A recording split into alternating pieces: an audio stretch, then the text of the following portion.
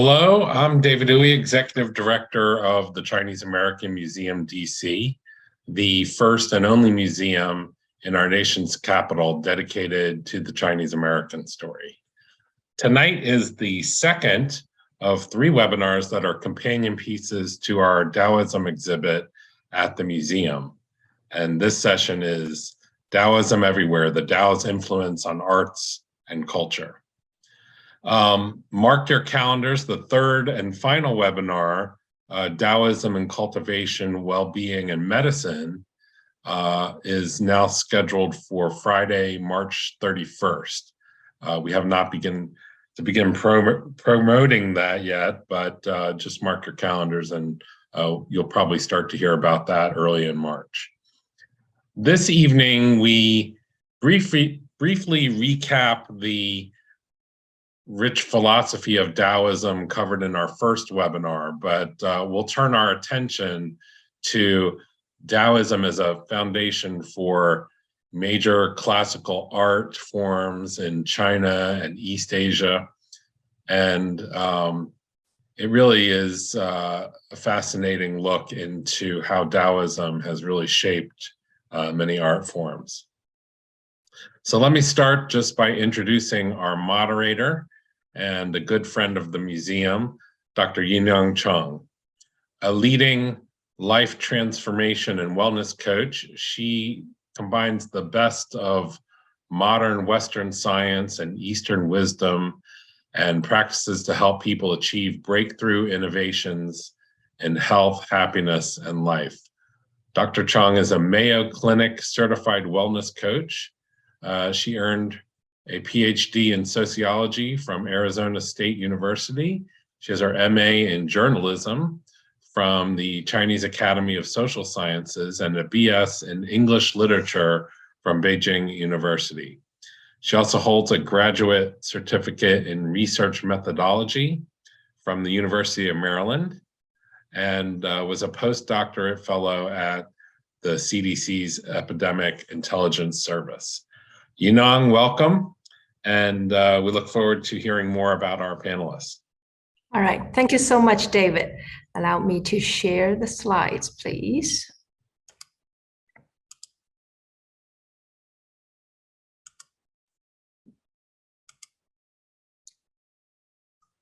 As David alluded to, this is the second of the series, three-part series. And today we're going to focus on the Taoist influence on arts and culture.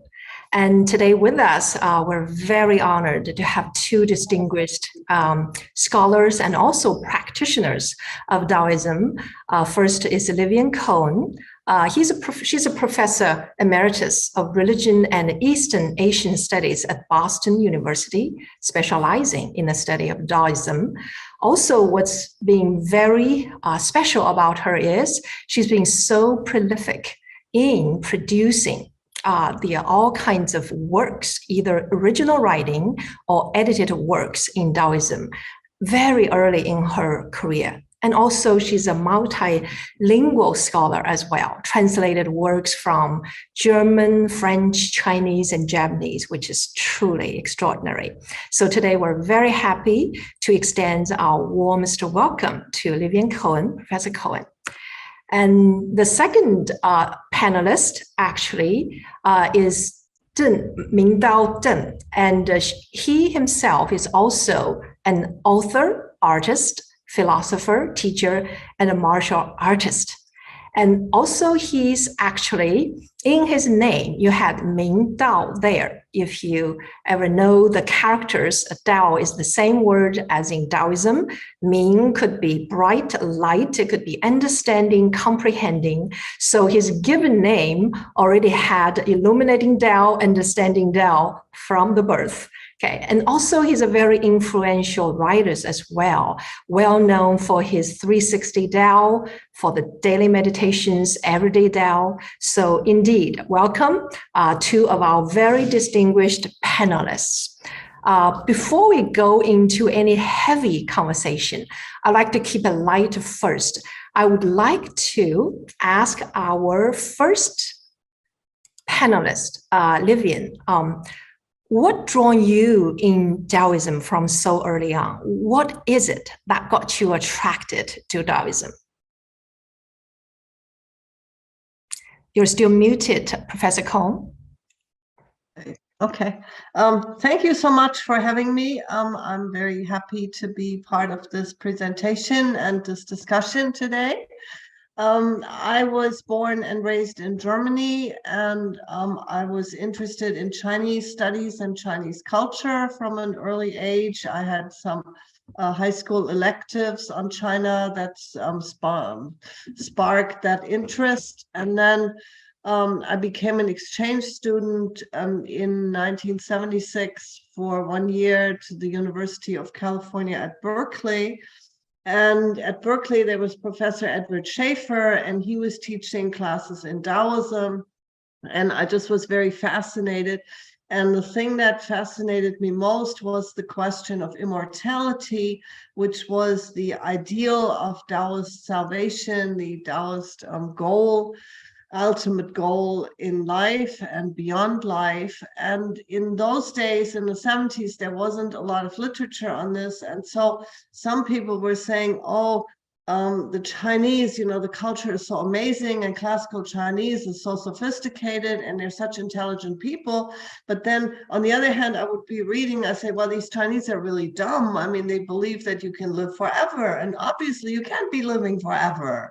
And so I'm like, there's something wrong here. I mean, either, the people who think Chinese culture was wonderful and people were very bright are wrong, or the people who say that they're dumb are wrong. And so what's going on here? And the obvious answer was that they don't understand what immortality is. So they are sophisticated, but our understanding of immortality was extremely limited and very literal. And so that's what I've been dedicating my life to over the past 45 or so years. Yeah. Wow, that partially answered my question. From the very beginning, seems like you're drawn to it from a very scholarly point of view.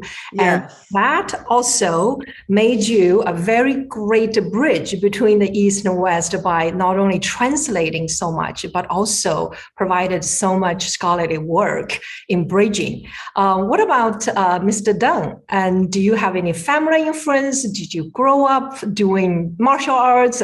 What brought you into Taoism? Well, what attracted me, there are two things that attracted me. One is that Taoism is the doctrine for the unconventional and the nonconformist. So traditionally, if you look back at all the Taoists that appear in the stories, they're not like conventional people at all. And that's the first thing that drew me to it. The second thing is that Taoism, at least the kind that I learned, talks about a link between the physical and the spiritual. And so you didn't necessarily have to leap right away to the highest meditative states. You could go step by step from the most beginning warm-ups all the way through martial arts and then through meditation. So those are the two factors that drew me to Taoism. All right, you mentioned this unconventional because in the kind of Chinese culture, we do have this concept that if you're Confucianism, you definitely want to enter the world and go all the conventional route to be a successful either scholar, official, or whatever, and you will go into whatever that existing system is. But Taoism seems like whatever means that they can use, as long as you follow the door, follow the natural way, we're actually not that dogmatic, right? So in a sense, Taoism probably either in its philosophy, practice, or whatever the core principles are, it definitely infused into how it would be represented in culture and arts. So Professor Kohn, would you like to give us some of your take, your comments on how do you think the Taoism influenced the arts and culture? I would say that Taoism is pervasive. There's a lot of themes that come up in Taoist classics and in Taoist mythology and in Taoist cultivation that are everywhere throughout Chinese art and culture. If we look at literature, the second major Taoist text, the Zhuangzi, is a major document inside of Taoism. It was canonized as a sacred scripture at some point. It contains a lot of material on cultivation, but it is also considered the first text of Chinese literature, of Chinese prose literature. And so many stories such as the happiness of fish, or the birds flying, and many tales from Zhuangzi are everywhere in Chinese culture, and they show up in tales, they show up in mythologies, they show up in poetry. There's a lot of poetic allusions to Zhuangzi. And they show up in visual culture. You see images, paintings, you have things on porcelain, on vases, and they show up in drama. A lot of these stories are dramatized. So we do have from the very beginning a very strong influence. And then once you get into like the Middle Ages, you have a lot of poetry. You have images that venerate landscape, the whole idea of landscape veneration, which shows up in poetry, in literature, in the arts, in painting, is very much a Taoist theme, or it comes out of Taoism and then goes into the mainstream culture. Many motifs relating to immortality, the flight, the lightness, the ease of flight, the joy in life that immortals represent is the same. We find it in medieval poetry, in those youxian shi, which are poems on the floating and wandering immortals, on the freedom of life. There's this ideal of being free in life, which is so pervasive, and it shows up in many symbols also, and in many aspects. And then it comes out in song, later in music. So we do have a pervasive influence of Taoist themes from the very beginning in many aspects of Chinese arts and culture. Very interesting. You use the words pervasiveness, seem to be seeping and permeating everywhere and everywhere. Yeah, that's a great word there. We'll come back to that a bit more. And for Mr. Deng, I'm very interested in learning. You're an artist yourself, and you probably have your hands on several different kinds of art forms that Taoists just run deep in it. Would you care to give us a little broad stroke, what you see Taoism in what art forms? I think the first thing to remember is that for the influence of Taoism in art and for Chinese art in general, it's always the action of a person. And we live in technological times, and it's very easy to forget that, especially now that AI is looming over the horizon. Is that art? But it wouldn't be considered art in the conventional Chinese sense. I would pick up on what Dr. Kohn talked about with Zhuangzi. There's a specific repudiation of Confucian values. And there is a sense of being unconventional. I would ask the audience to look at the 7 sages of the Bamboo Grove and see how they specifically rejected society in favor of art. So the person is important, and the person's understanding of Tao is important, and therefore their art has to come out of their personality, their hand, their idea. And any of you who have studied Chinese art know that a person has to spend their whole life cultivating the art.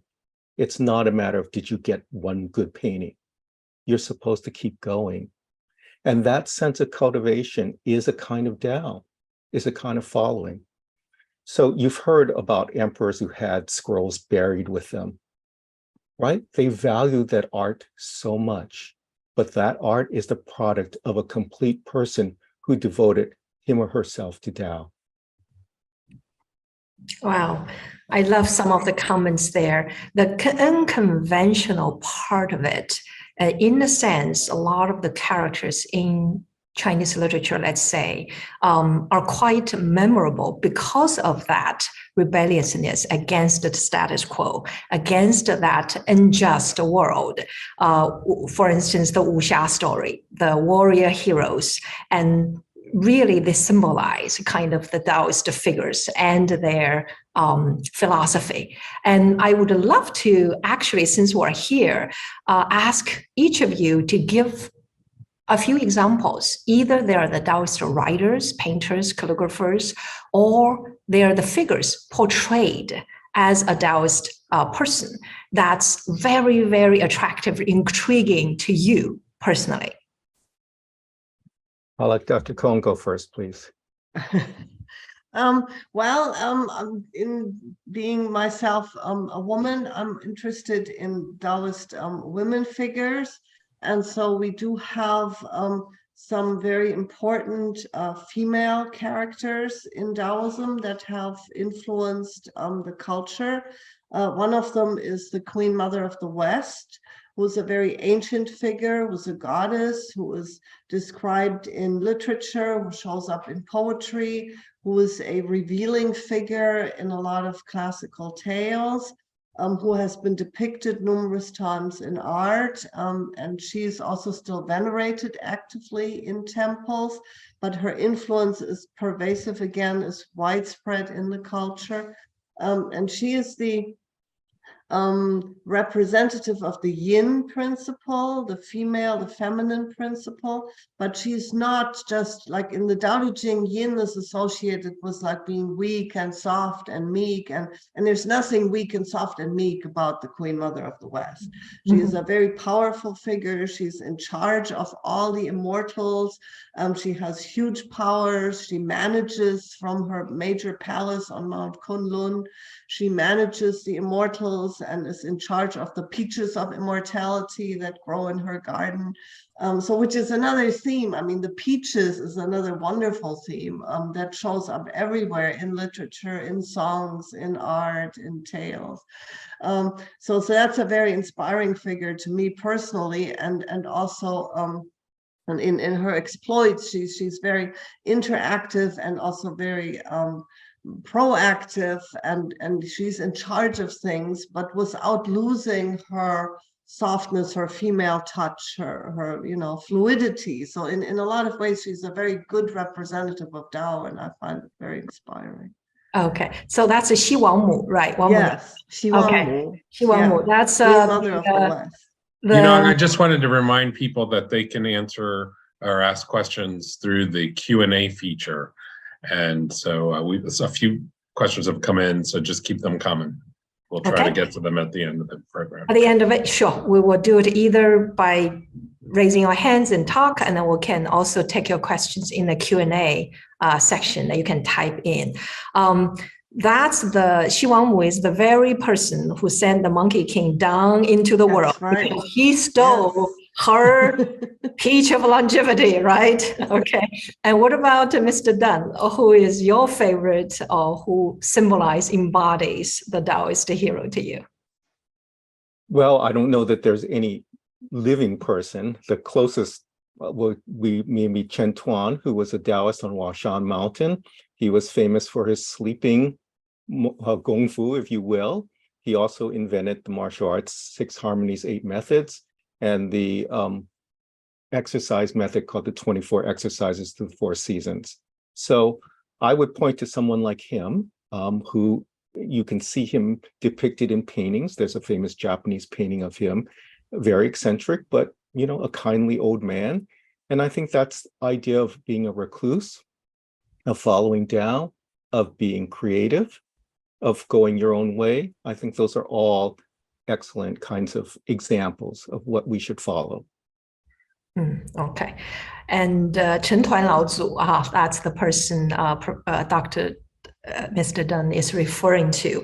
Indeed, he can sleep himself to immortality. And also, on the other hand, he created so many great health-enhancing exercises that we're still using today, including what Mr. Deng mentioned, the 24 seasonal nodes, Daoying, which is quite profound to find out the link between the microcosmos and the macrocosmos, and how to truly synchronize them and harmonizing them, and in order to follow the Tao. So making that a daily practicing arts, cultivational arts. So of course, that's a great figure for us to be look into.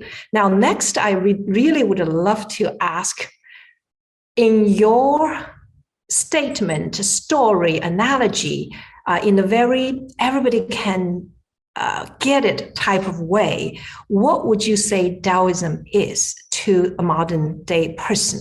And why is it still relevant this day? All right, whoever wants to take it first, I'm going to let you speak up. Oh, that's fine. I get this question a fair amount, trying to, give me Taoism in like one sentence. It's like, excuse me, it's a little more complicated than that.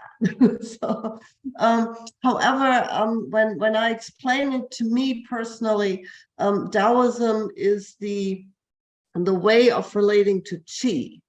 And qi is what the Chinese call vital energy or cosmic energy or life energy.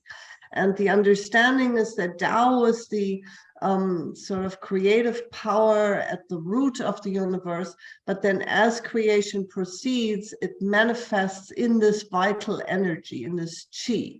And qi is what is tangible, what we can feel, what we can manipulate as we're doing cultivation, even as we're expressing art.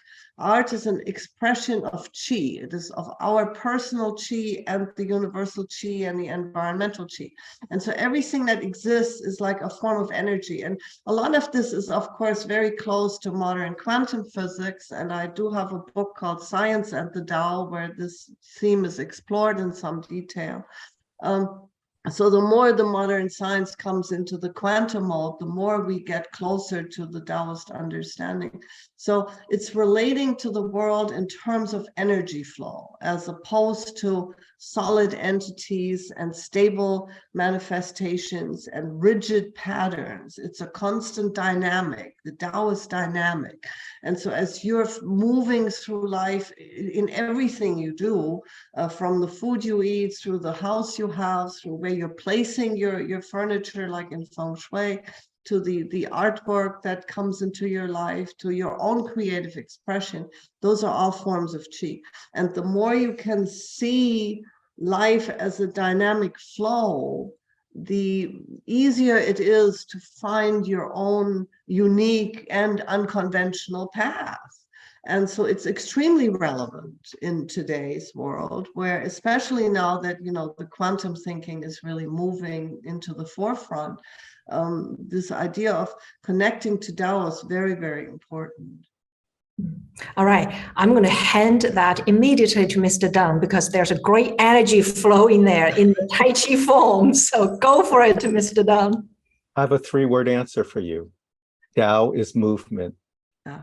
If you think about it, everything in the world moves. The smallest subatomic particle, the largest galaxy, everything is movement. Can we conceive of the totality of that movement at any one time? And if you look at that, that movement has a certain trajectory to it. That's a path. That's a Tao. And where do we fit in? If everything is moving and changing, how do we fit in with that movement? Is there a way to do that? And so that's what the study of Tao is all about. How can you fit in with that movement? But the definite error is to say, I'm going to make something of it, because none of us can turn nature around. None of us can oppose the totality of the movement that is happening at all times. Does it take a lot of effort and understanding to grasp all of that? Yes. And that's why we cultivate ourselves. All right.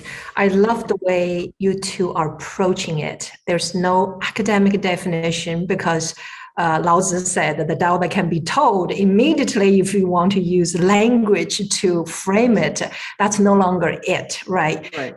Also, Mr. Deng mentioned this, cultivating experiences seem to be a different way to learn and experience Tao. And the word itself has a path there. You seem to have to walk on it in order to get interacting with it.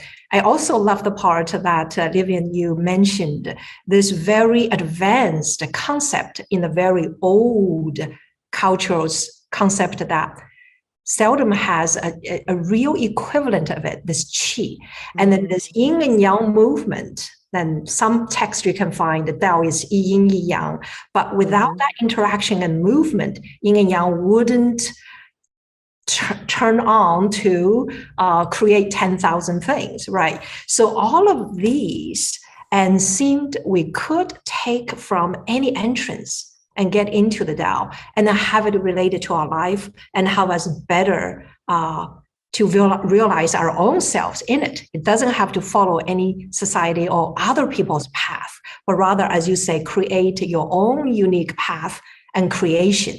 Now, given that, how one may choose to enter it, to approach it, if they haven't been in it yet.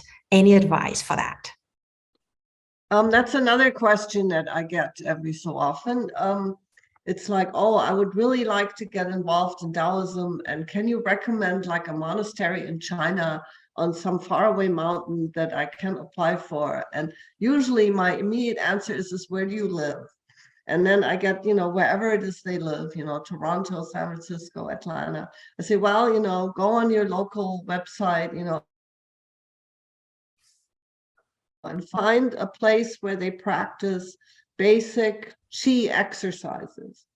And then once you start, it's an embodied practice. You can learn it in theory, and people often come to Tao from theory by reading Tao Te Ching or literature or getting inspired by artwork. One of the things that inspired me to go into Chinese studies was Chinese landscape painting.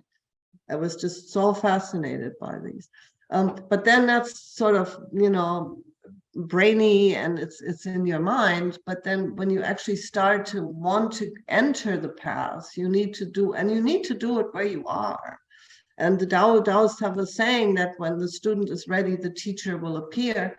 And you usually don't have to look very far. So usually in your community, there will be somebody, even a senior center or some other kind of community center that will offer a taiji or a qigong class. And then from there, you move on.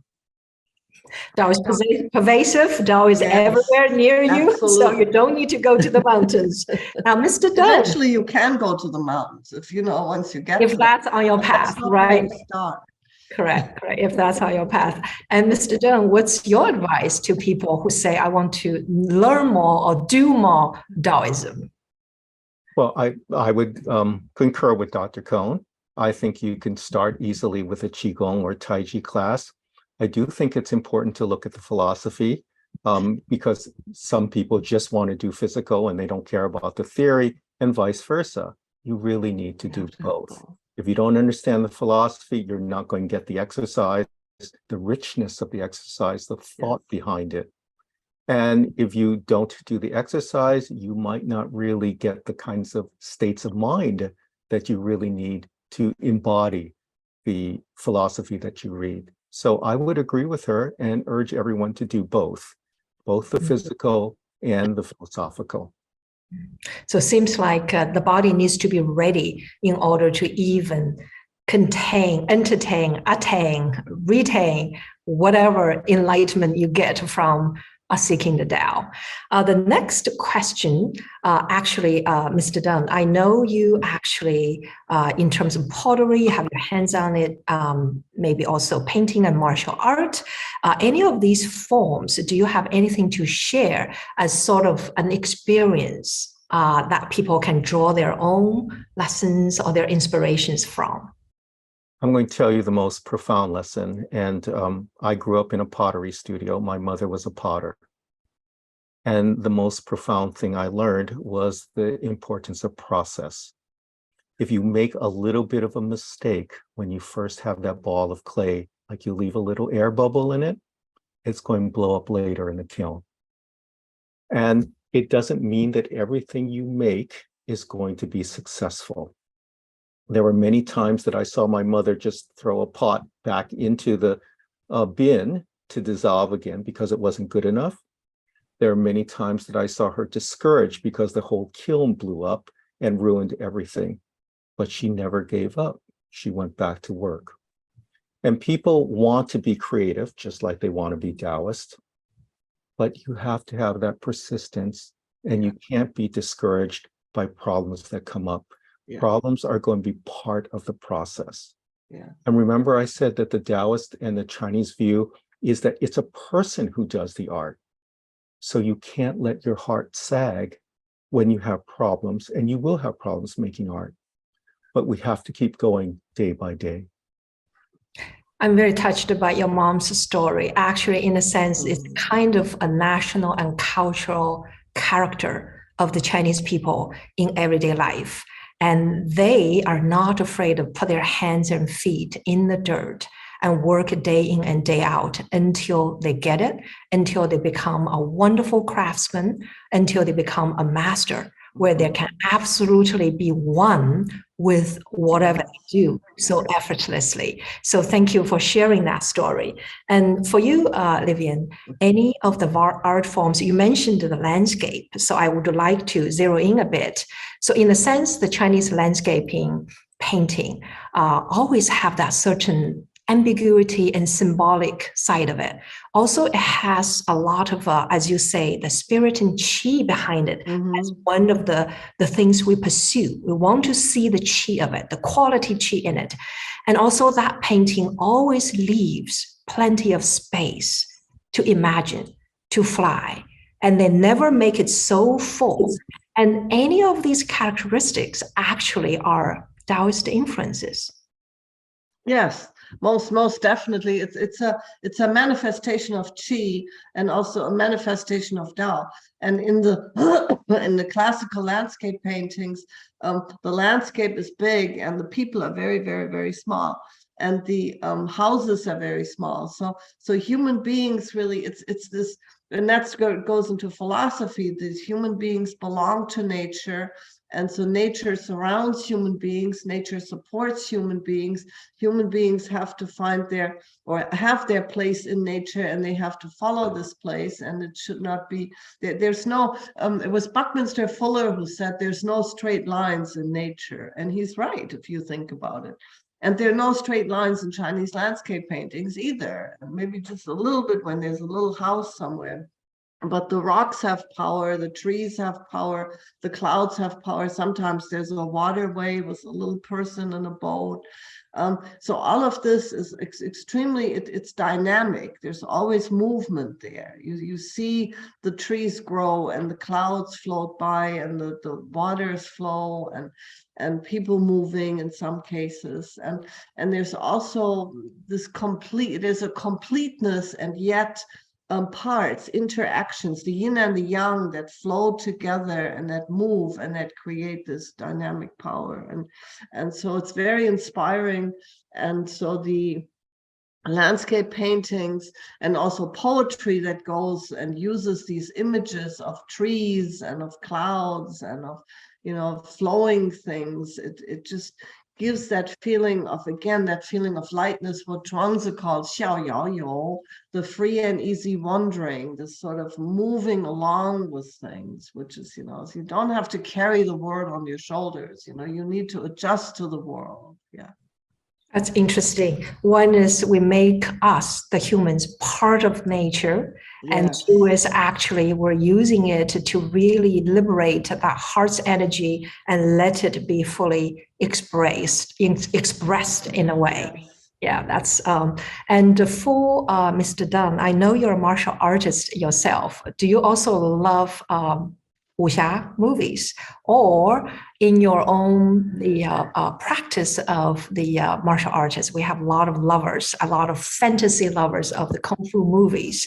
And how do you see a very nice way of carrying out the Taoist principles and spirits in that line of work? In the movies, well, I think most of us involved in martial arts love those movies. Although it's always a bad sign when someone starts reciting Enter the Dragon in the middle of dinner. But we all love those movies.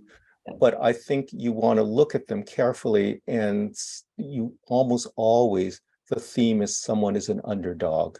And for them to succeed against what are typically impossible odds, like the entire Qing dynasty, they have to remake themselves.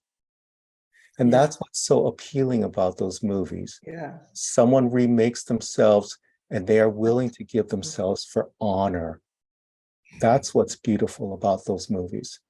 Now, it's important to distinguish a lot of those movies, are, impractical and fantasies and so on. So we can't actually live that way or do those kinds of martial arts moves. But the idea that your imagination and your determination could be as untrammeled as what is depicted there is very appealing. All right. Mhm. Well, another question I would love to get your reading on the pulse, if you will, is we always want to see how Confucianism, Buddhism, and Taoism differentiate from each other. Mhm. Also, how they really infuse into each other. One of the analogy and stories I really love along the journey, I'll share with you and the audience and see whether you have your own more wonderful version of this. One is somebody said actually Confucianism sort of like a grocery store where people can get their everyday stuff, whether it's how to be a person or how to be successful in your career. And Buddhism, it's more or less like a psychological counselor. We have emotional issues, psychological issues, we have spiritual issues, and they make great teachers in imparting those wisdoms. And Taoism is more or less like this drugstore where either a person or a country are in great crisis. Usually you can go to Taoism and find some wonderful solutions. So that's one of the differentiation. The second analogy actually is also a story. It was told by my Taoist teacher. He said, well, if we go into the mountain, we find the tiger. He said, Buddhism will sit down and pray and say, if you're hungry, I don't mind to feed myself to you. That's my compassion. And for Confucianism, maybe they'll say, well, eating people is not a good behavior. Let's see if we can teach you something, some manner out of it. And for Taoism, Taoist person, maybe you will just tame the tiger and ride it or subdue it, right? So those actually, joke aside, actually, they're trying to explain the differences between the three major schools of thought and philosophy, or even quasi-religion. So Livia, in your many years of scholar work and also personal practice, how do you see these three relate to each other and differentiate from each other? Well, I've written about this at some point, and I add another category to this, and that is Chinese medicine. So you have Taoism, Buddhism, Confucianism, and Chinese medicine. And to me, Taoism adopts a lot of, over the history in its many different schools, it adopts features. There's a lot of Chinese medical cosmology with the 5 organs and the meridians and the qi in the body that Taoists use in their exercises. They adopt the Confucian virtues, they get transferred into the Taoist system. They use a lot of Buddhist precepts, Buddhist monastic rules, Buddhist ideas, concepts that get integrated. So where do you differentiate this? Where is something really Taoist and where is it these other things? Where is this hybrid, situation? And so to me, Chinese medicine is all about the body. It is a dynamic body. It is a body and mind interactive body. It is fluid and it has all kinds of things going on. It's very powerful, but that's what it is. It's very body centered. Confucianism is all about the society. It's about interaction with people. It's how do you behave towards your father, your parents? How do you behave as a boss? How do you behave in this situation? What makes the society function. It's all about relationship and social organization. And the key virtues are loyalty and filial piety, which is honoring your ruler, your government, and honoring your elders and your family. Buddhism is, as you correctly mentioned, all about the mind. It's a very psychological, it's how do you change your thinking, your emotional patterns, and the doctrine is that mind creates reality. So it's like it's not totally body. It actually doesn't really, it's not very interested in the body.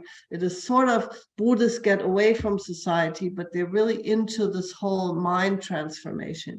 Now, Taoism, in contrast, it's all about the cosmos. It's all about the universe.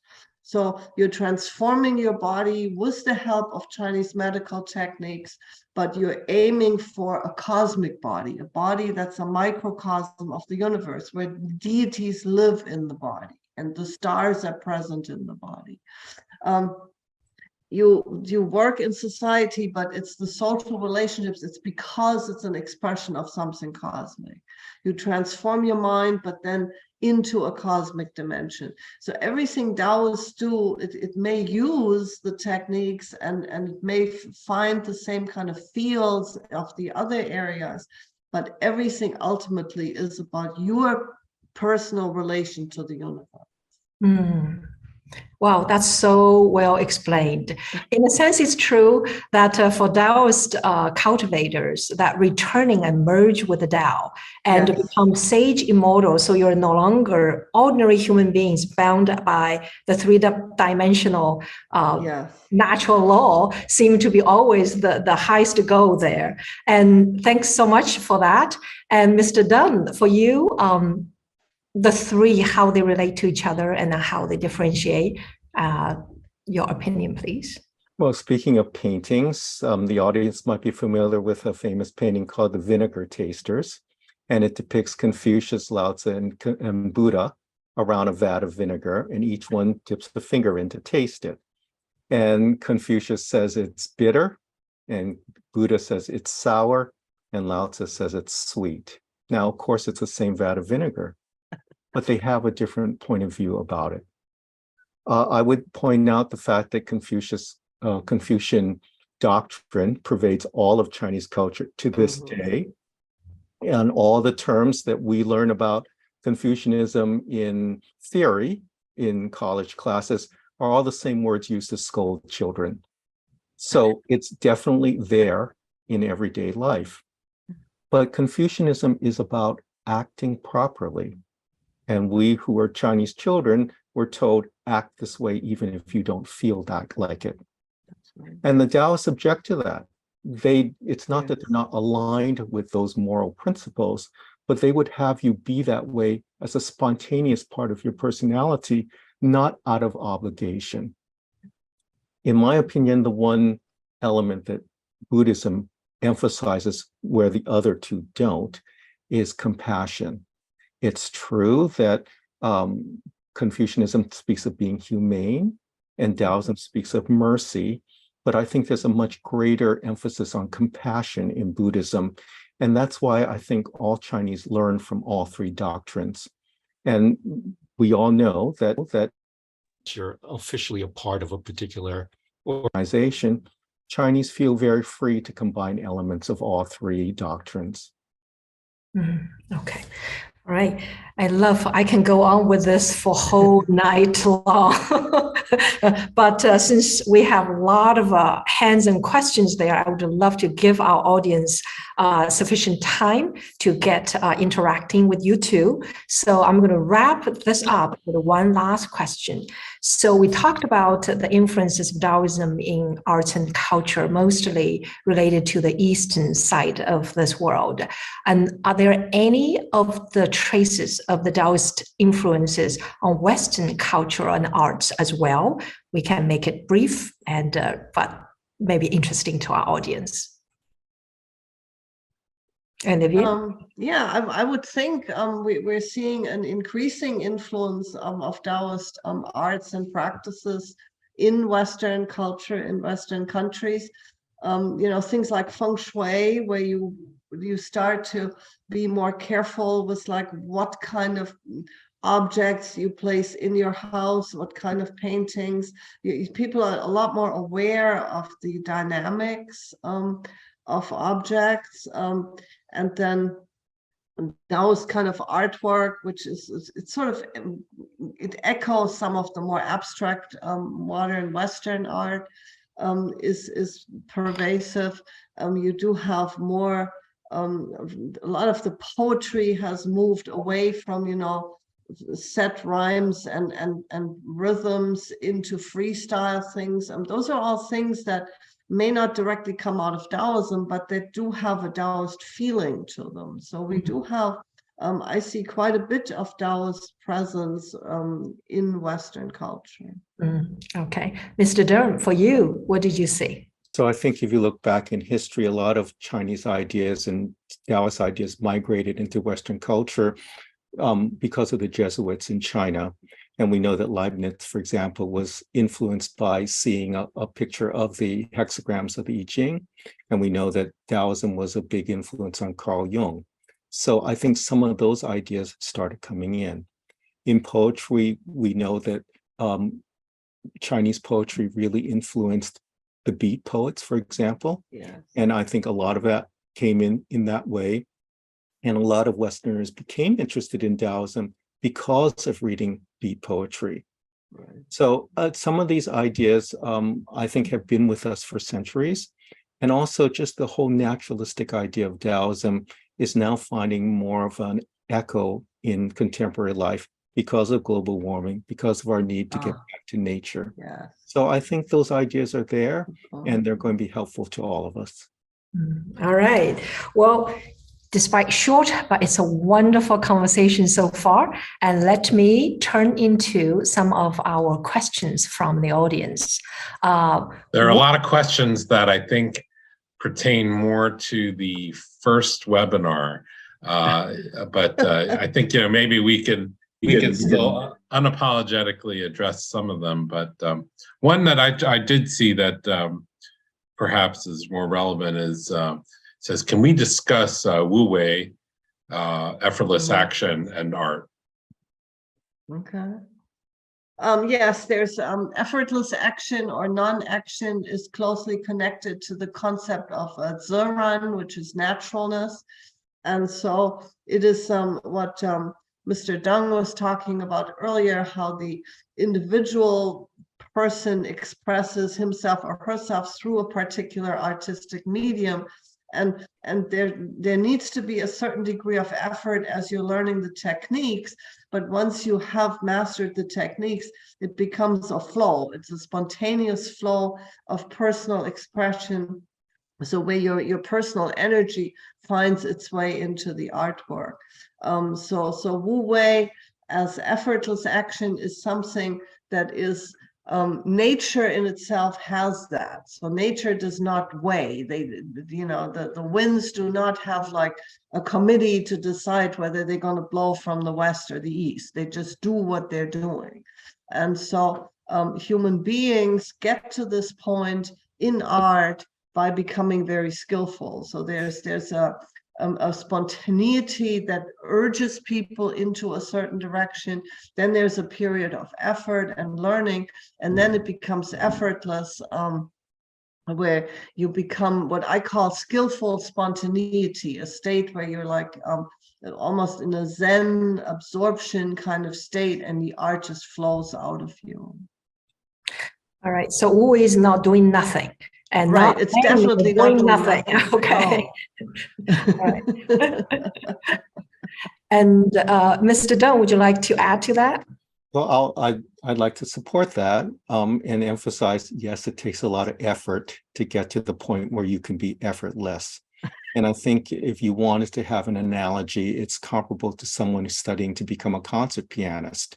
Yeah. And it takes a lot of practice until that person can step on stage and give a flawless performance. Yeah. Let me remind the audience that in Chinese painting, there are no ways to correct mistakes. Yeah. You can't go back and overpaint. You can't add some white paint and paint over it. It's either there or it isn't. And if your brush lingers a little too long, all the ink spreads.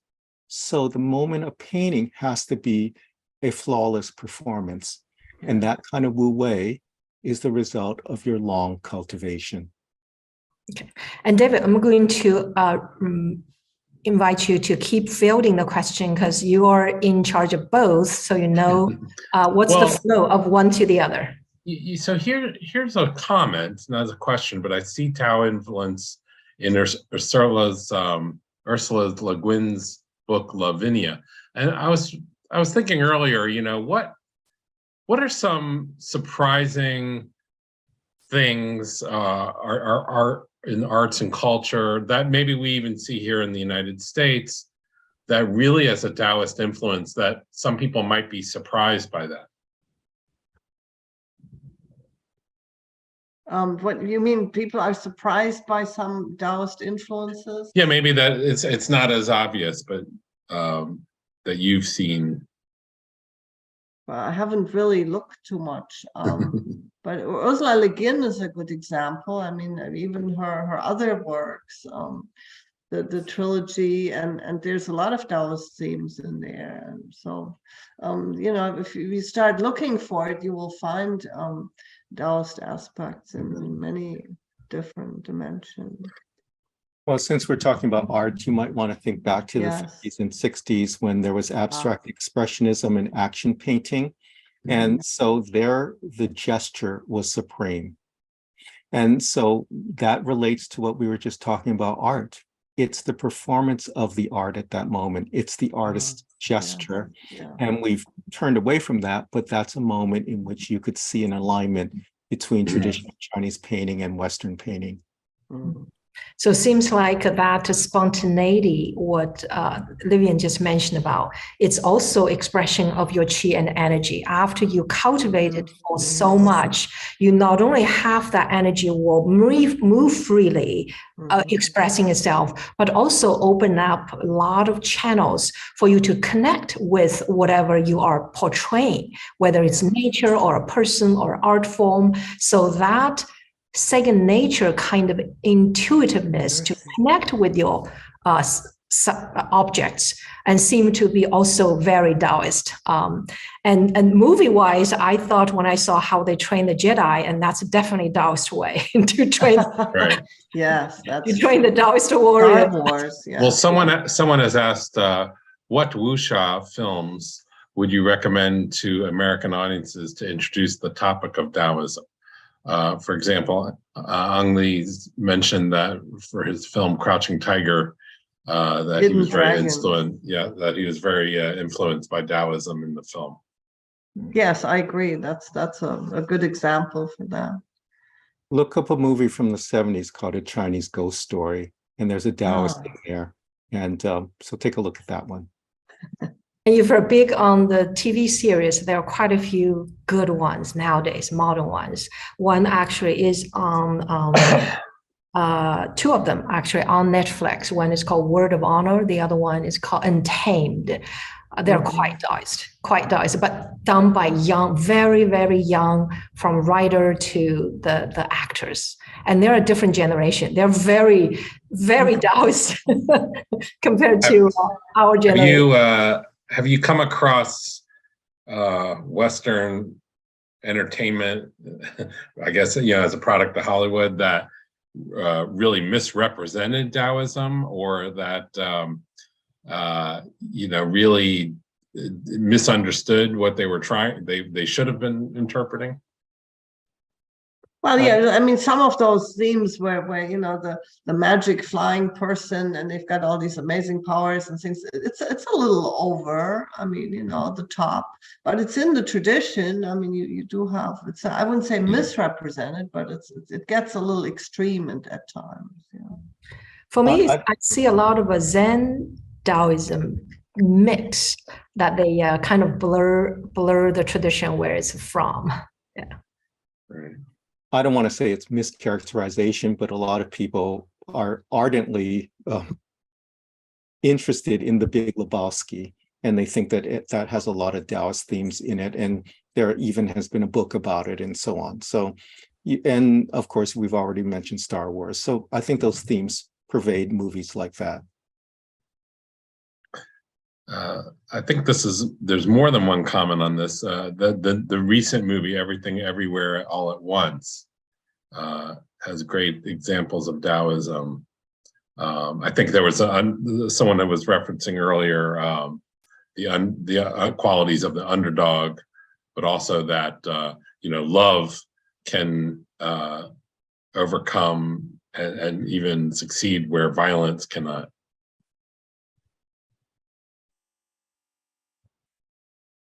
Yeah. All right. We get a lot of comments that are not really questions, so I'm trying to discern some questions from it. I have a question whether we want to discuss Taoism from a more religious perspective. David, do you think that's Sure. Did you have that in the form of a question?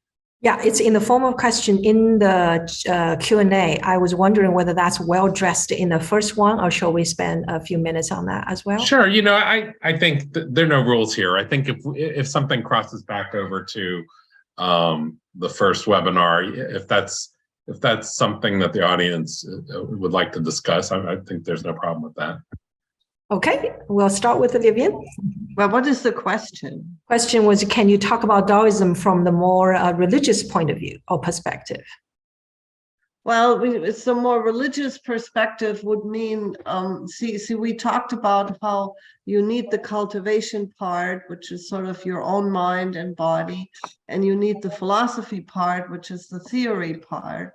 But then, and I was tempted to mention that earlier, it's like in between there, you need the community. So community of like when you go to a qigong master, you're entering a school, you're entering a group, you have fellow seekers. And so some of these groups may be more or less organized, but then there are also groups that are very specifically Taoist. There's some here in New York, in New York State. There's some in Washington State. There's a temple being built now, big temple. There's quite a few in California. So we do have organizational structures where people follow an ordained Taoist priest and learn not just self-cultivation techniques and also the philosophy, which is part of the religious process, but also rituals, chantings, ways of healing, fengshui methods. And so there's like a whole curriculum that people can follow. And we do have religious scriptures. We do have specific chants that are done in the morning and evening. We do have prayer formats. We have altars with deities that you burn incense to. There's musical instruments, there's singing, chanting.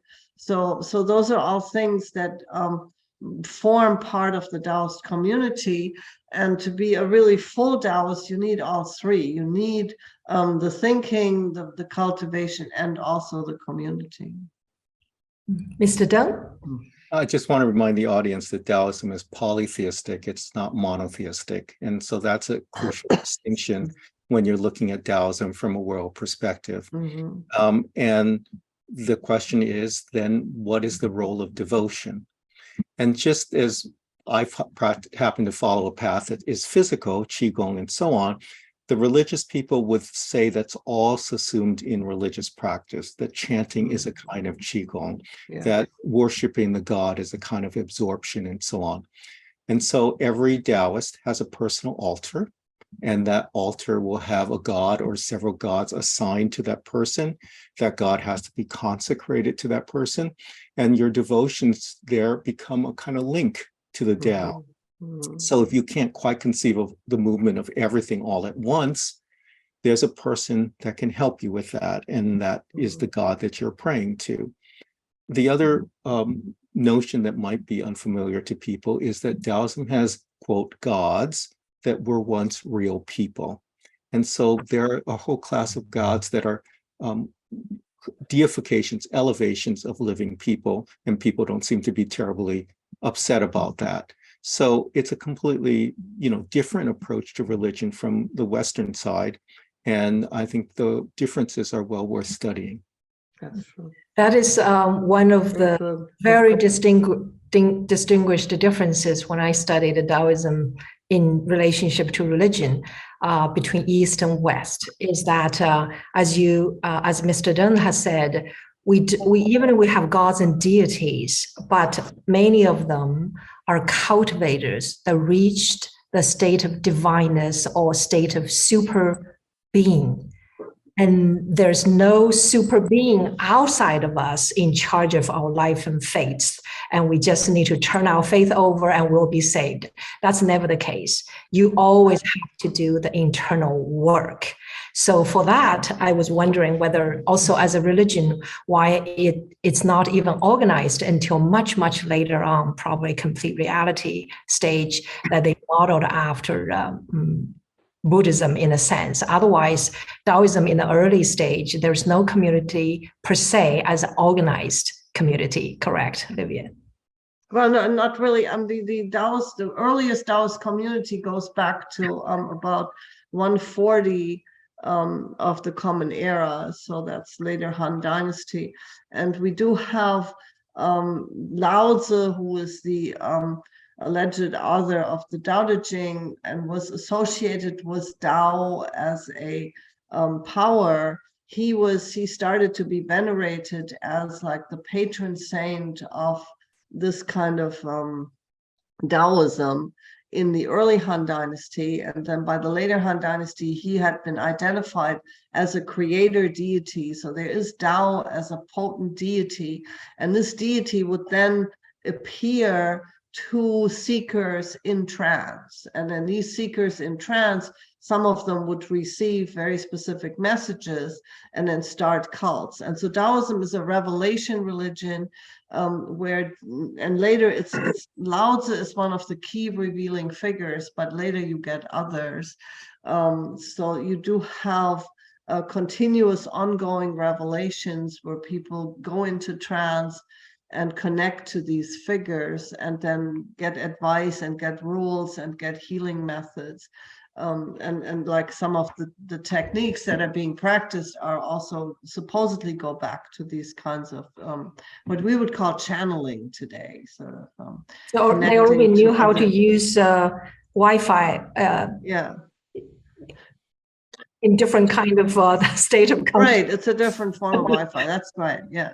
You know, I always see the figure that says there are 30,000 practicing Taoists in the United States, and you know, does that really take the form of people, you know, with like a Taoist altar in their home, or you know, really like practicing it as a religion, or in the United States, has it become more different, more like studying it like a life philosophy that then extends to, you know, the arts and culture that they experience every day? Is it different, or do you think that number is accurate from what you've seen? Mr. Dong, maybe? I would be surprised if there were 30,000 people. Right. And so, I mean, just very vulgarly and coarsely, if you would separate non-Chinese from Chinese, I think you'll find, you know, religious Chinese people still going to the temples in Chinatown and so on. But I think outside of Chinese and Chinatowns, I think you would probably find people more interested in the philosophical part if they're going to claim that they're Taoists. There are some American sects of Taoism and so on, but they're very small. There are some Chinese teachers scattered around the United States, many from Wudong Mountain, for example, but those are small enclaves as well. So I would be surprised if we hit 30,000, really. Right, right. Well, I am always the bearer of bad news that I think we're running out of time. I don't know if anyone had any final thoughts that before we close. A couple of them, David, you might want to let people know. There's a third series, and one of the speaker or panelists is a Wudang priest. Yep. Yeah, he will be here. And also they're asking whether we will have transcripts of today's. I believe we will have a recorded video in so all of our webinars are recorded and put on our YouTube channel. It usually takes us about five to 7 days to get it up there. And also everybody that's registered for this webinar will receive a follow-up email that'll have a link to a survey about this webinar, but also the link later to the recording. So, Yeah. and then the third webinar is scheduled for March 31st. We have not started promoting it yet, but you'll probably start to see things if you're on our lists early March. But thank you to Dr. Chong, Dr. Kohn, and Deng Ming-Dao.